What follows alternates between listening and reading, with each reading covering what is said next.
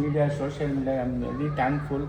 ನೀವು ನನಗೆ ಮರೆಯೋಕ್ಕೆ ಬಿಡ್ತಿಲ್ಲ, ಜನರು ನಾನು ಮರಿತಾನೇ ಇಲ್ಲ.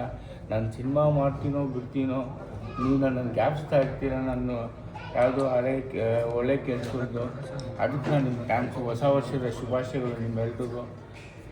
ಸರ್, ನಾನು ಮೊನ್ನೆ ಒಂದು ಇಂಟರ್ವ್ಯೂ ನೋಡ್ತಾ ಇದ್ದೆ. ನಿಮ್ಗೆ ಬ್ಯಾಂಕ್ ಬ್ಯಾಲೆನ್ಸು ತುಂಬ ಕಡಿಮೆ, ಝೀರೋಗಿತ್ತು. ಬಟ್ ಆದರೂ ನೀವು ಹೆಲ್ಪ್ ಮಾಡೋಕ್ಕೆ ಮುಂದೆ ಬಂದ್ರಿ ಅನ್ನೋದು ಅದು ಕರ್ತವ್ಯ. ಹೆಲ್ಪ್ ಮಾಡೋ ಎಲ್ಲರೂ ಹೆಲ್ಪ್ ಮಾಡ್ತಾವ್ರೆ. ಯಾವಾಗ ಕರೋನಾ ವೈರಸ್ ಬಂತು ಅವಾಗಿಂದ ಎಲ್ಲರೂ ಶೇರಿಂಗ್ ಆ್ಯಂಡ್ ಕೇರಿಂಗ್ ಮಾಡ್ತಾರೆ. ಸರ್, ನಿಮಗೆ ಎಷ್ಟು ಕಷ್ಟ ಆಗ್ತಿದೆ ಬದುಕು? ಯಾರಾದರೂ ಹೆಲ್ಪಿಗೆ ನಿಲ್ತಾ ಇದ್ದಾರೆ? ಯಾರಾದರೂ ಸಹಾಯ ಮಾಡ್ತಿದ್ದೀರಾ? ಅಥವಾ ವೆಂಕಟ್ ಅವರು ಏನು ಮಾಡ್ಕೊಂಡಿದ್ದಾರೆ ಜೀವನಕ್ಕೆ? ಏನು ಮಾಡ್ತಿದ್ದೀನಿ ಎಲ್ಲೂ ಕಾಣಿಸ್ಕೊಳ್ತಾ ಇಲ್ಲ.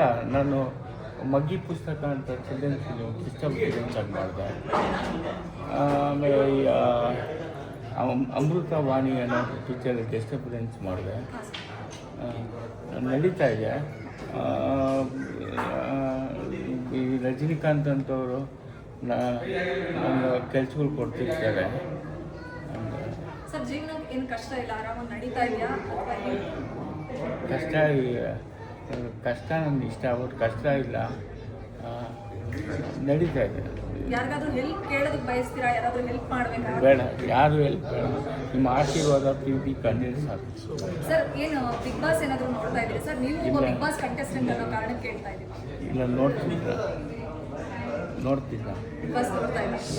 ಸರ್, ರೀಸನ್ ಕೇಳ್ಬೋದಾ? ಅಥವಾ ಕೆಲಸದ ಒತ್ತಡನ, ಅಥವಾ ಯಾಕೆ ನೋಡ್ತಾ ಇಲ್ಲ? ಇಲ್ಲ, ಕೆಲಸದೇ.